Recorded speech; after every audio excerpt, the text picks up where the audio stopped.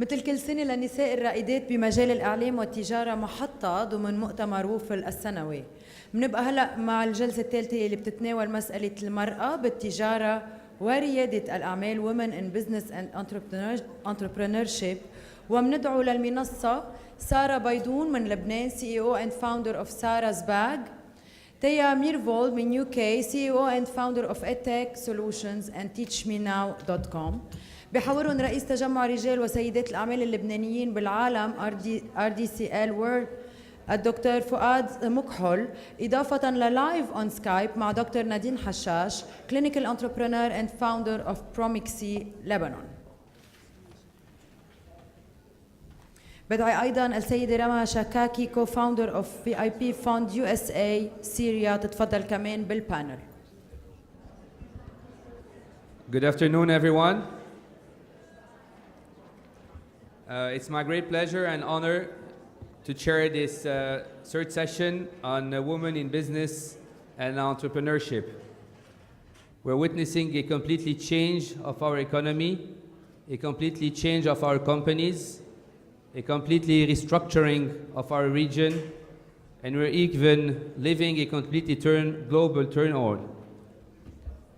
Given these facts, it's very clear that the point of strength that each one used to have been changing into point of weaknesses.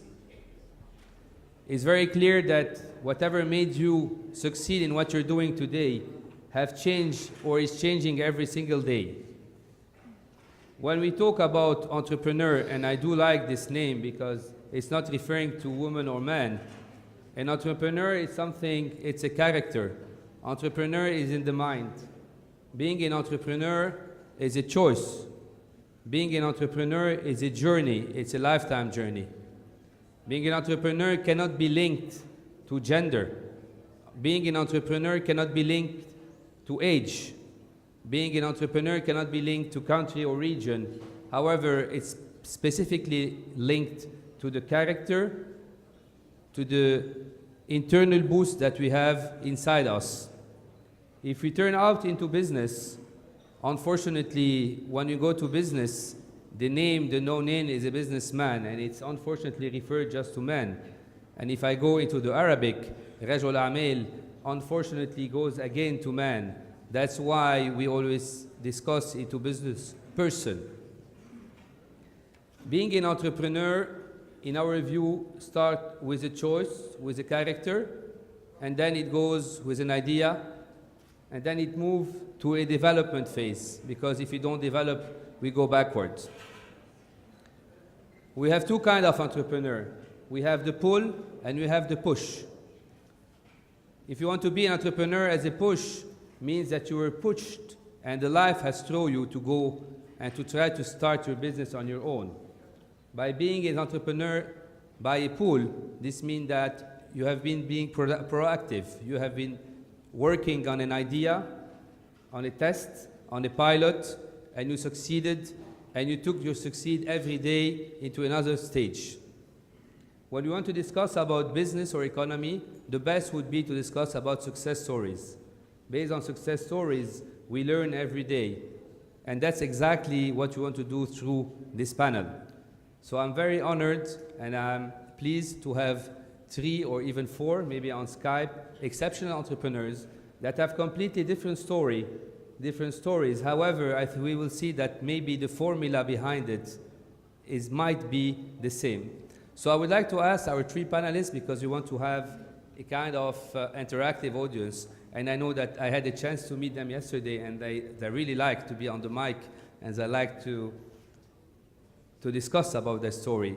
So I will ask the same question to the 3 panelists, the 3 entrepreneurs, if they have to sum up the 3 points of strength they had to push them, that have pushed them to create their company, because there's something that pushed the triggers when they took the decision. 3 points, what would they say? I will start with yourself, and if you can tell us, if you don't mind, what would be the 3 things that have pushed you to create something and to go on your own, because that's a step that was extremely difficult. So first of all, thank you all for being here, and thank you for posing this question. I'm in venture capital, so I invest in other startups. And I wear two hats. I am in tech venture capital, where we're investing for a financial return. I'm also in venture philanthropy, where we are investing for social impact. The reason why I started I'm working in venture capital is because I grew in the tech sector from being an employee to an entrepreneur to a CEO, and then the next step is you start investing in other people. And I saw that in order for women to, for us to be seen as equal, we have to be investing in each other. In terms of my venture philanthropy work, with what's happening in Syria and Iraq and everywhere else in the region, if we do not put our money behind the young people who desperately need our support, there is no future for this part of the world. So that's what drives me. So that's your secret. Thank you very much. Thea Mirhold, that's it? Yes. So I think that you have even a family name worse than mine. Yes. So Thea, can you tell us about your 3 secrets and how you went into the entrepreneurship and why and what have you pushed you? Because you have a beautiful story of teaching, right? Yes. And it's again in the social, so maybe we can find some common denominators. So can you tell us these 3 points of strength that you have witnessed and experienced? So first of all, I would also like to thank everyone here today. It's very humbling to speak at such an inspirational conference. And I think for me, my first spark or my first moment was when I started teaching. So I saw a need, and I saw that I could have more potential for impact through doing what I do today, and that journey has sort of grown. So when I started teaching 2 girls. One had ADD and one had dyslexia. And the teacher said, don't even come to class, you're gonna fail your exams anyway. So that wasn't exactly very motivating, and they had 2 months before their final exams that determined if they got into university. And they got both way above average scores. And I will never forget, being there on their graduation day, and one of my students went on to study economics, that's what I was teaching her, and the other went on to study education. And those 2 girls really inspired me to keep going and to keep teaching. So I started teaching more and more students year on year, and I became so popular that I started teaching online. So I had Skype classes with email coordination and a calendar booking system and a lot of different things to coordinate my online classes. And at the same time, you had the rise of the sharing economy. You see Airbnb, you see Uber doing all these things in the sharing economy, but there was no sort of sharing economy platform for knowledge. Because on one side, access to education is of course very important, but I think someone mentioned earlier, it's also about creating jobs. And we all have skills that we take for granted, but haven't been perhaps monetized yet. And as an 18-year-old student, when I was teaching at the time, I realized there must be more people with knowledge and skills that aren't not necessarily certified teachers, but might be able to monetize their knowledge or their skills. And that sort of inspired the idea behind teachmenow.com, where we connect teachers and students all over the world. And in fact, our first class happened between a professor in Venezuela, and he was charging $35 an hour. Now, for the professor in Venezuela, $35 is a lot of money. And for the student in Saudi Arabia who was taking the Spanish classes, it was a good deal, it was a good match. So that kind of impact that we have through what we do with my work definitely keeps inspiring me every day. And I think the biggest thing with entrepreneurship is perseverance. Like a lot of things here in life, it's about keeping going. And as you mentioned, you can have an idea, but it's about execution and implementing it. So perseverance is definitely one of the biggest ones. I'm so happy to hear that. Specifically when I hear words like passion, like perseverance, like patience, and I think that these are the core of entrepreneurs.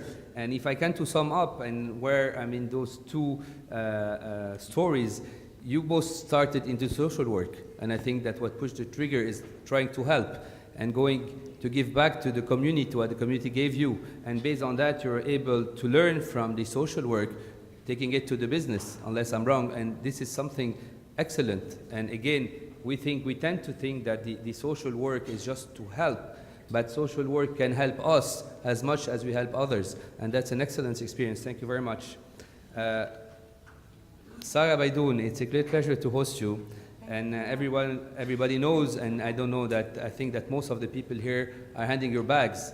And I heard that you like to go public and to discuss. And so please tell us about your secret, how you started, and what are exactly the point of strength you had, you have, and you want to have.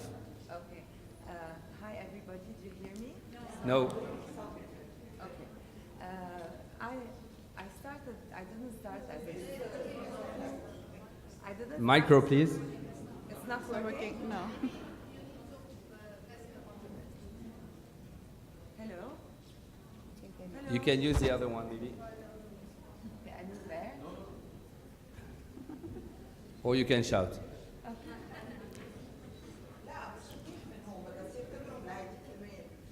Hello. Okay. So, hi everybody. I'm very pleased to be here.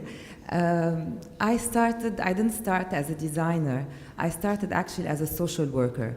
I did my thesis on prostitution in Lebanon, and I had to spend like 6 months and volunteer at Dar al Amal, a small association that takes care of women who need to come out of the problems of prostitution. And there I met so many people, and I met so many women, and their stories touched me so much that when I finished my thesis, I said I need to do something to help them. And the first thing that crossed my mind is like teaching them some skills and like of embroidery and beading, and then having these pieces of cloth done into bags. So when I approached the lady responsible there, she told me that because Dar al Amal is just a daycare, she prefers that I do this in the prison where girls are confined. And this is what happened. I just went into prison and asked who would like to work with me, and 3 ladies started working.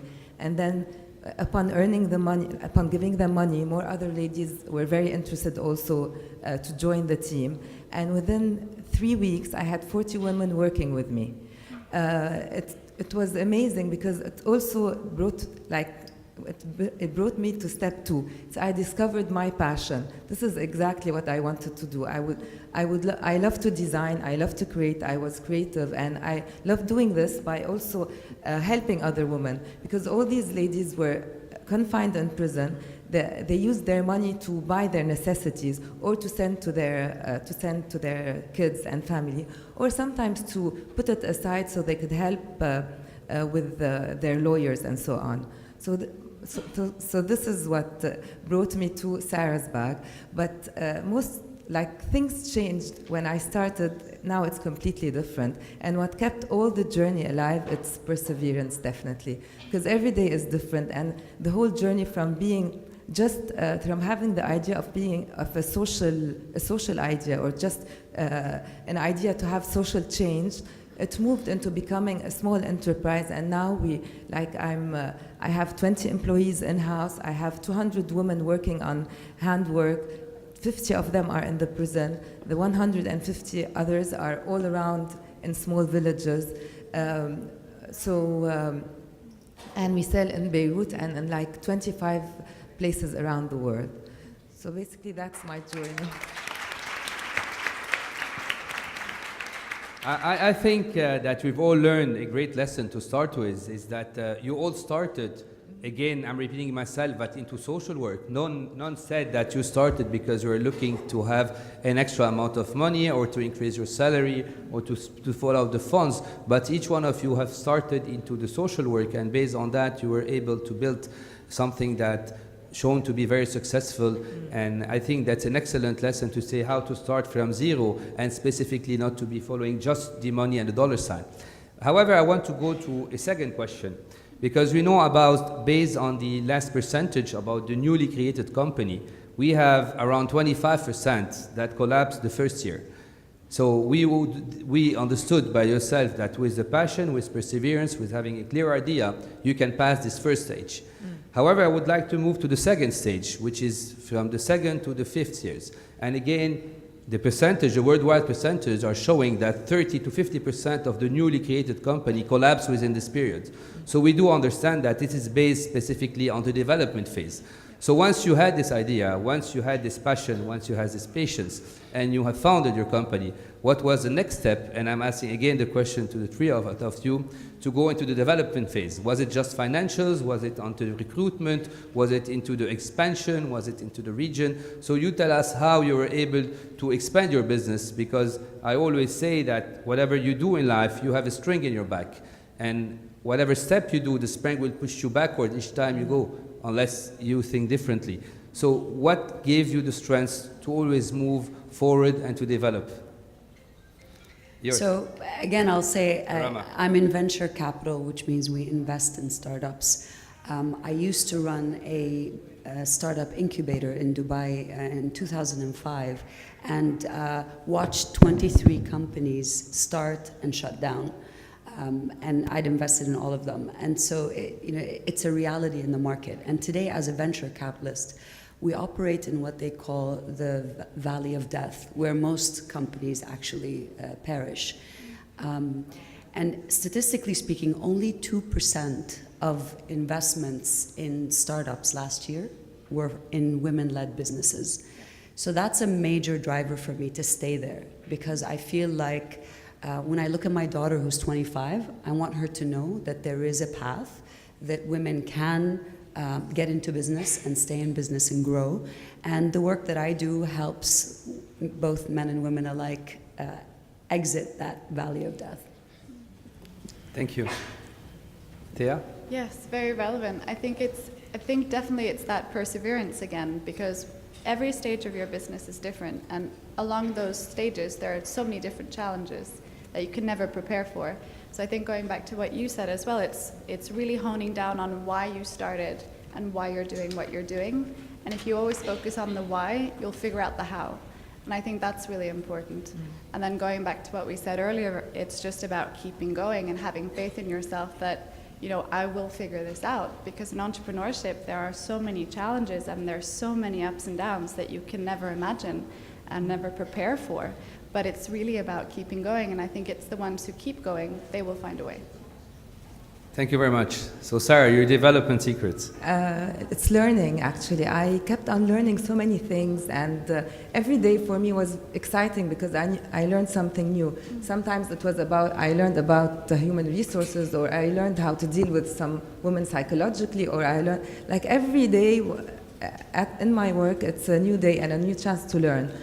And also what really kept me was the woman behind what I was doing, like seeing these women evolve from being just inmates to going outside of the prison and being and training other women on handwork, like each girl would go out and empower 10 other women, and creating small webs around and villages working with us. So really what pushed me to expand is that I needed to provide more work for more women I was working with.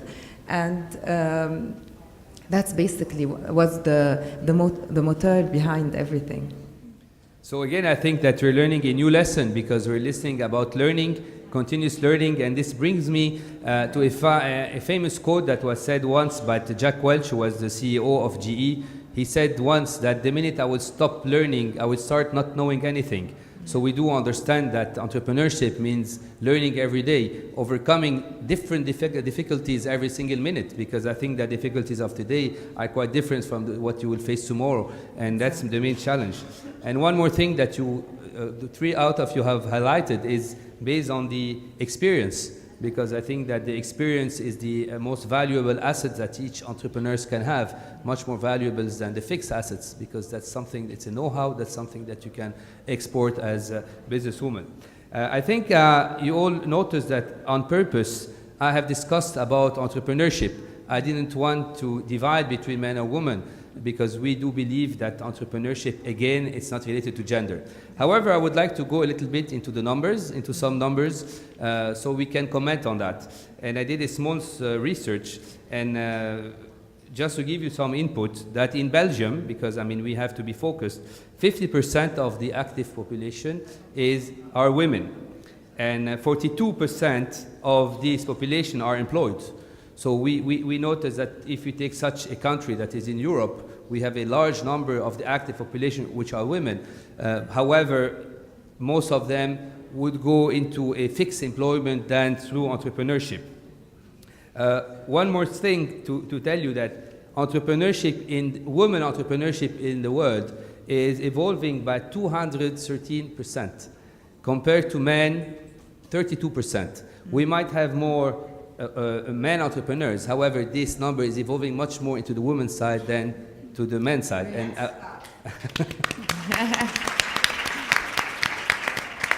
I will give you two more numbers because it's good to have it and to comment out of that. And now you women will comment when the audience will say. 51.2% of the business women, I would say, in the world like to work on their own. We say 1 to 2-person companies. So these are really micro companies.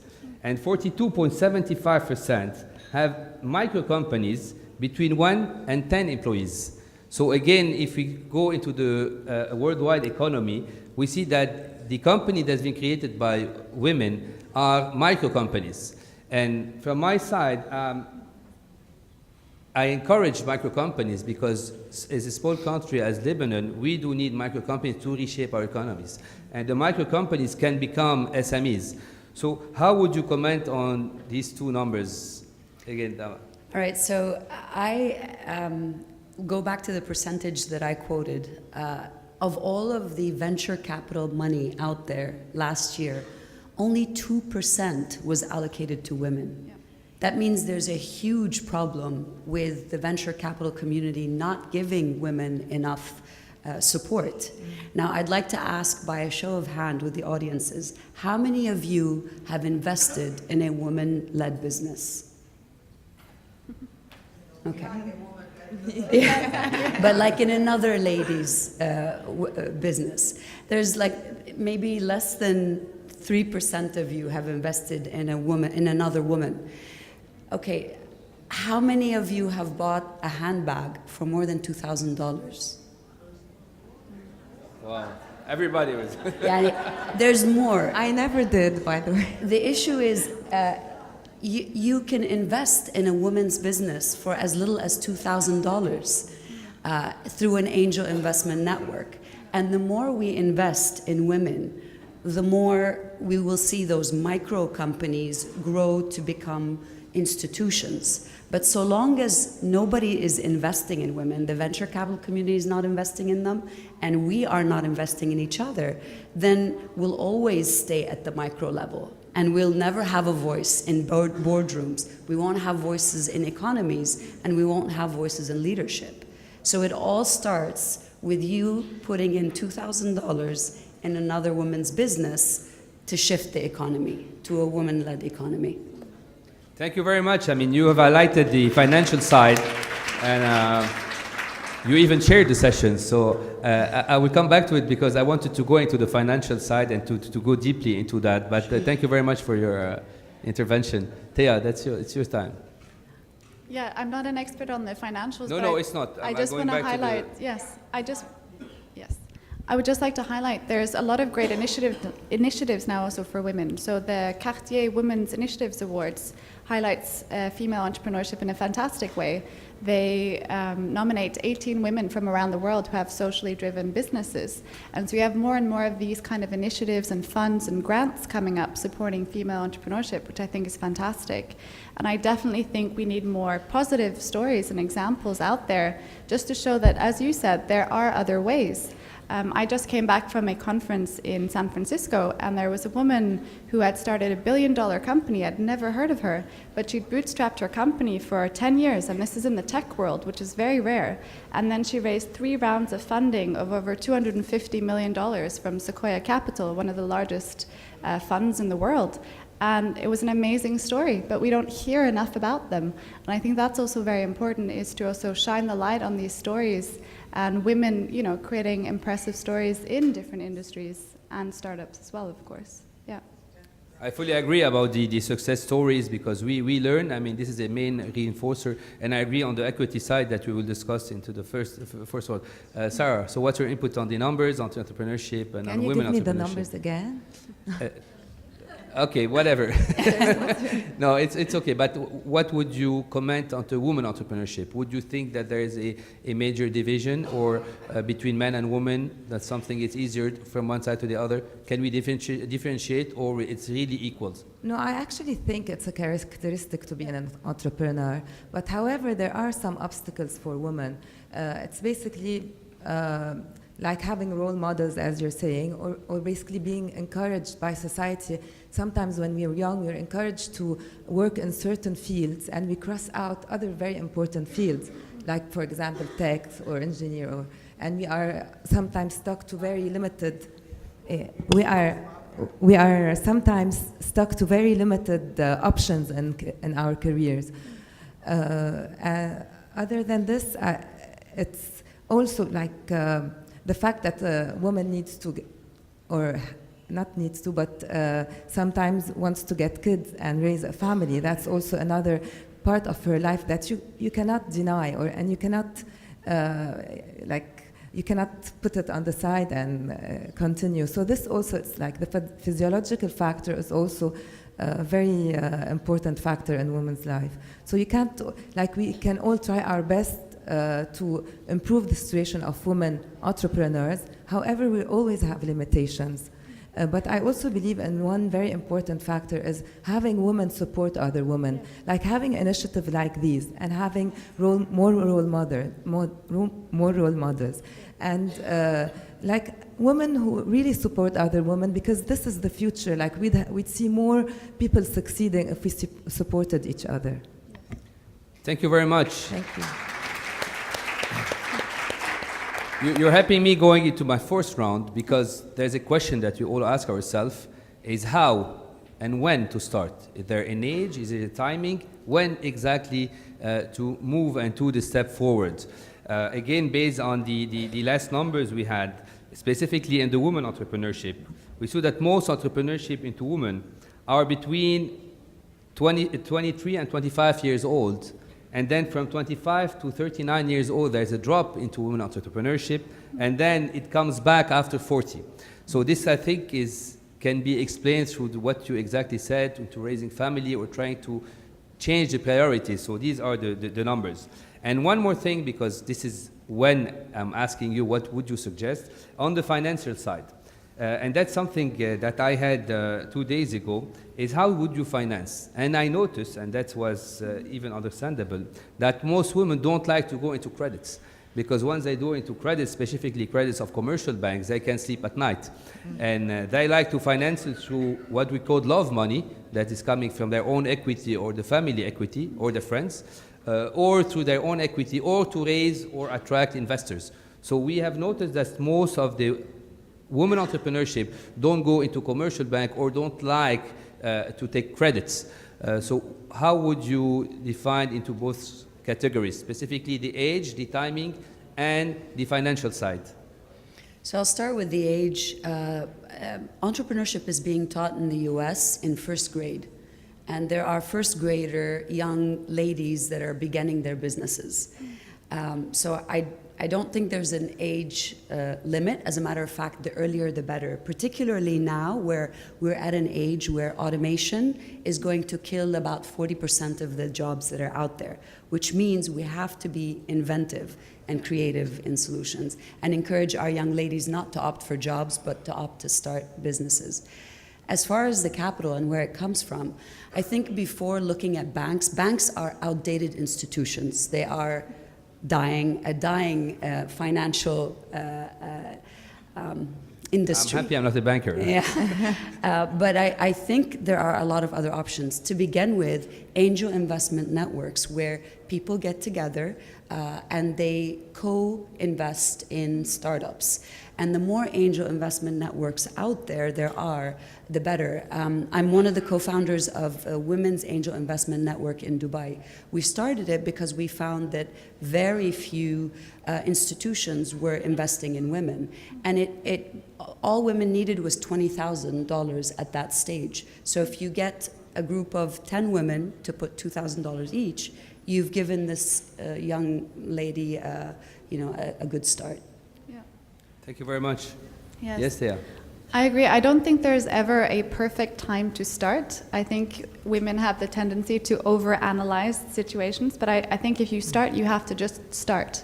And there's never a perfect time in terms of when to start. It's about starting. And I think taking that leap or that jump is sometimes the hardest part. But definitely entrepreneurship, as we go back to it, it's a journey. So it's an ever-evolving journey, and your challenges always keep changing with the business as well. And going back to financing, I think it's, as you mentioned as well, banking is one option, but it's not just about the money, it's also about finding the right partners who can grow your business. So there's money, but then there's also smart equity or smart money, and you want to find the right partners who can grow your business with you, and I think that's really key. Thank you, Thea. Sarah. In terms of when to start, there is never a good, best time or a good time. I just think it's very important to really have an idea that's amazing, and you're passionate enough for it to keep on working towards it. So there's no time for this. For the funding part, on a personal note, I started my business with $200, where I went and bought some raw material. And it's true, I never take a loan from a bank. They always beg me to take a loan. I just don't like to take loans from banks. And I really think supporting other, being part of some small kind of funds, it's very important to be part of these funds. And now they're becoming more and more popular, and they're more, they're everywhere. And if I may, just one other thing, Sure. on the funding, I mean, crowdfunding platforms are a great source of seed money for startups. So you can go to a platform like Kickstarter or Indiegogo and put your business out there, and you can get funded for it. Just one thing, because I think that I have to comment onto the startups and the ideas. We have more and more startups every day, from women or from men or whatever, from youth. We do have a lot of startup. And again, as a economic hub, we have to attract startup. However, I have to be critical on that. We don't just need ideas. We don't need just startups. We need companies. We need idea that can be developed. We need structures. We need experience. We need some history. And again, that's what is lacking from the youth and sometimes from the women, because they come up with an idea, but sometimes we lack the structure or we lack the development phase. And that's why they're not able to attract as much investment as they could. So the company that have a completely past and specifically a small history, a history can be some months or a year, is much more, I would say, attractive for investor, because these are two kinds of investors, those who want to take high risks and those who would like to have some numbers. So that's a small message I wanted to give for startup, whatever they come with. I will take some question, and I think that we want to have an interactive session, so maybe the audience would like to ask. However, I would like to sum up what have been discussed, and you correct me if I'm wrong. So May I correct you before you proceed on your last so I did something comment? wrong Yeah. before, okay. Your last comment. I Yes, think please. you need to flip that. Instead of saying entrepreneurs need experience, I think we need people who understand entrepreneurs better on the giving side. I feel like investment in startups are in the individual. I invest in the person that I'm seeing in front of me, not necessarily their track record. Mark Zuckerberg was, 16 when he started? He had no experience, and a lot of other people don't. But so I think that our investment community needs to be bolder. There's a lot of money that's not being spent because they're not bold enough, and we also need a lot more women judging the investments. We need more women on this side judging the others.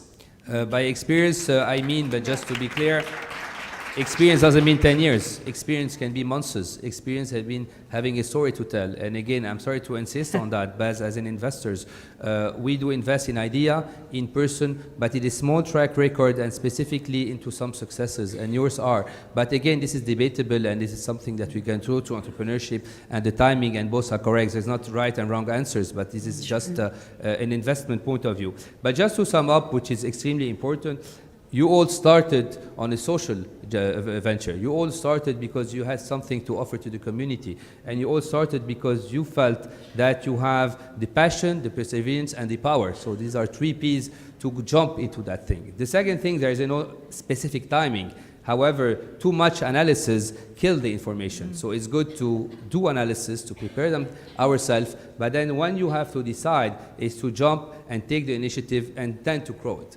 And I would like to add something that was hidden in your words, is maybe try to do the best with what you have. And sometimes we always focus on what we don't have, or we focus on what we lack, and most of the time this could be liquidity or financial things, but we tend to forget that we do have a lot of assets into the characters, into the communication, to the connections, in the part of the world.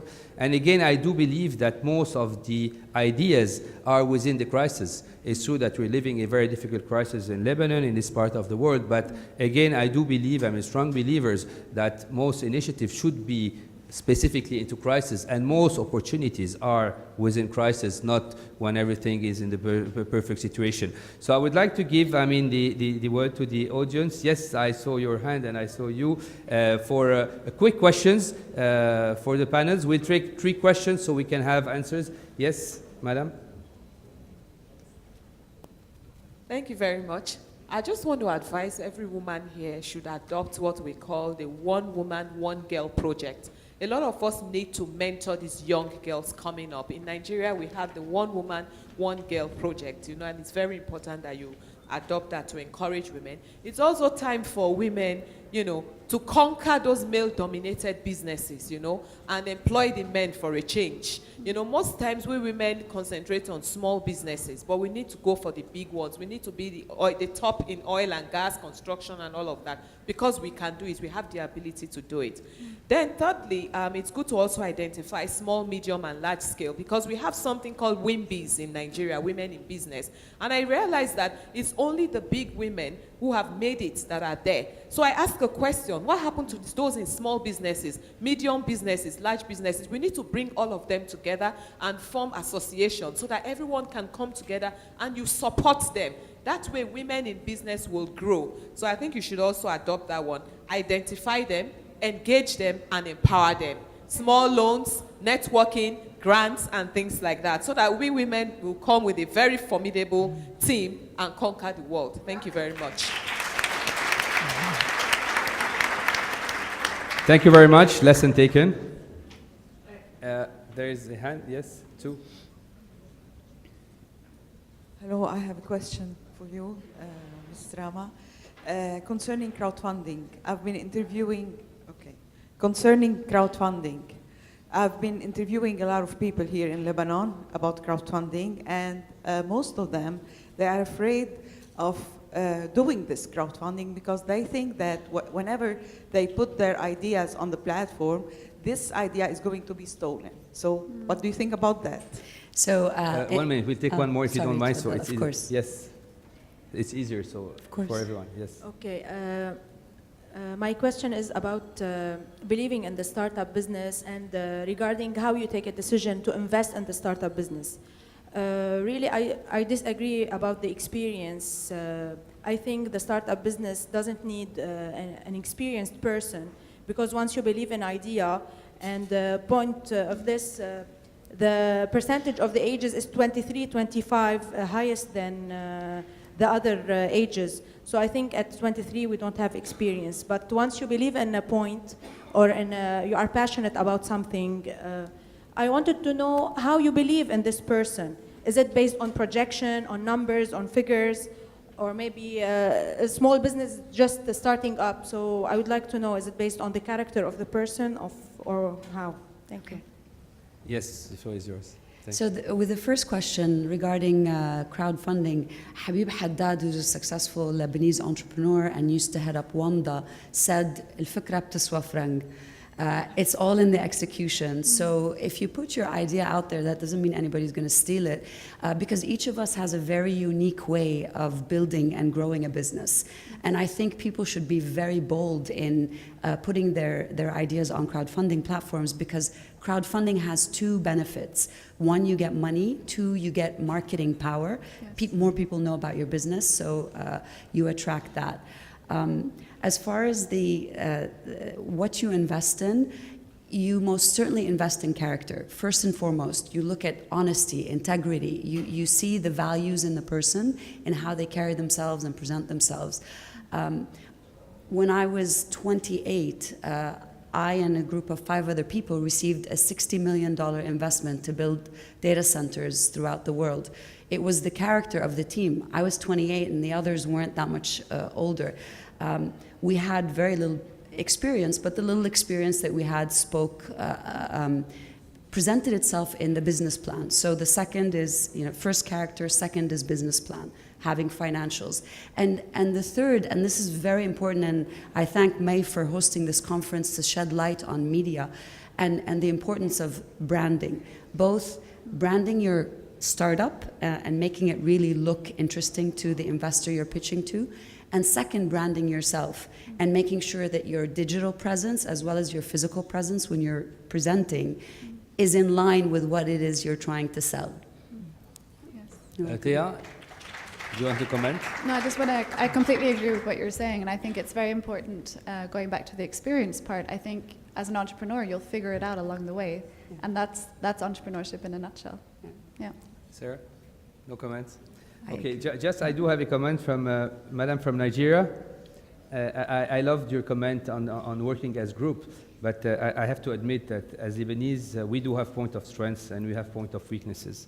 One of our point of strengths is that we work perfectly individually. Wherever you take a Lebanese entrepreneur, you saw it wherever in the world, you have large percentage that we would succeed. However, we do not know how to work in groups. And I think that the world is evolving in a way that we can't but work into groups. If you want really to go and to expand and specifically to export our knowledge and our successes, we can't but work into groups. And when I say groups, disregarding if you're a woman or a man or a company or a large company or SMEs, we can today in this evolving market but work into groups. Again, I have a small comment on experience. Experience can be a day, can be a week, can be a month. Experience is knowledge. It's not a kind of timing. We can be 20 with have a great experience, and you can be 50 with no experience. So the idea just to know the market, to limit the risk. When I discussed about experience, it's just to limit the risk, because there's a huge risk into startup, into creating company. And all entrepreneurs have to know that yes, there are chances of success, but the larger part is failures. So we do have to learn from failures, and we have to reduce this risk part, not more. We can start any company at any time, just to make this idea clear. We'll take another bunch of questions, if you don't mind, if you have questions. Yes, please, a microphone.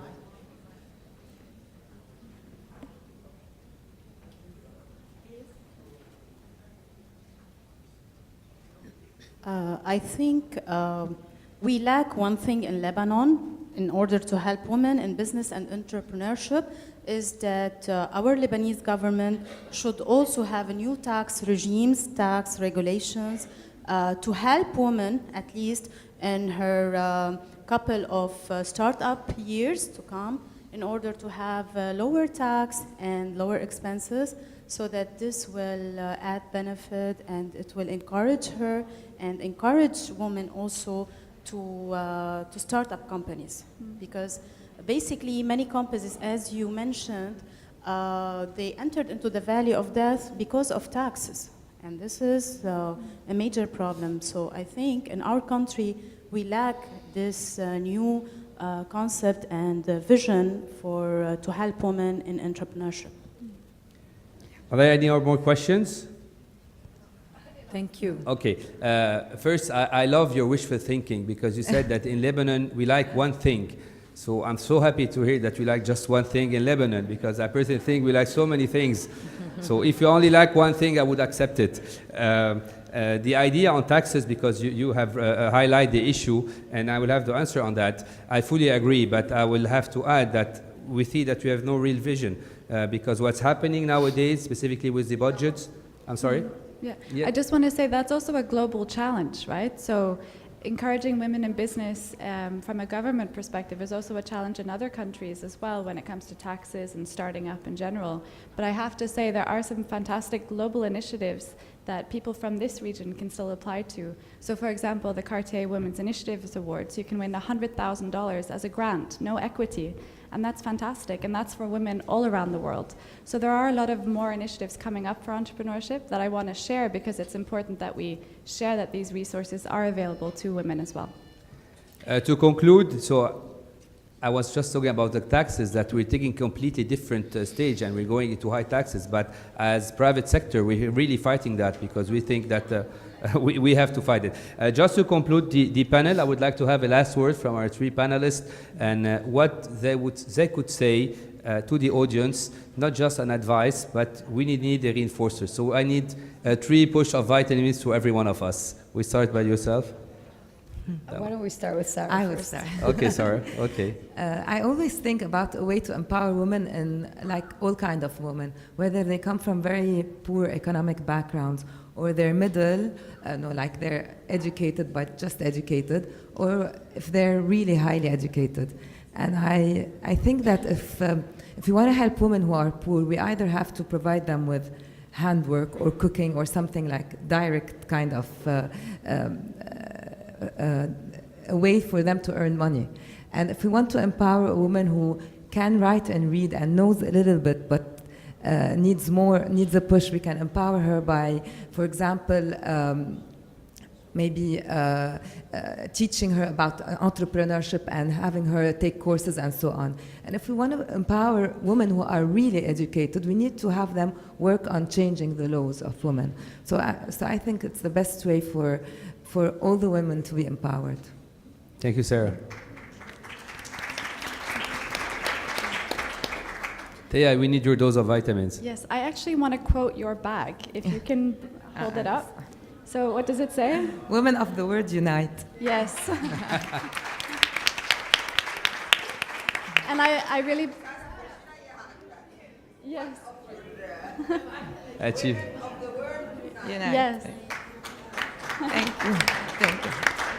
And I think that's a very important and powerful message. And I think women as entrepreneurs, we need to collaborate more, we need to support each other more, as you said as well. So that's a very important message, especially for today's conference. And I would like to say that with entrepreneurship, you know, it's just about keeping going and perseverance. And for anyone who wants to learn or teach online, please check out teachmenow.com. Thank you. Thank you. Emma? Thank you. I think for all the ladies in the room, you should either be an entrepreneur, mentor an entrepreneur, or invest in an entrepreneur. Yes. And my last word is a extremely high thanks to Meshidia, because I think that she is a real entrepreneur, from passion to perseverance to social work. And if you just look at your past, we will succeed in everything we can do.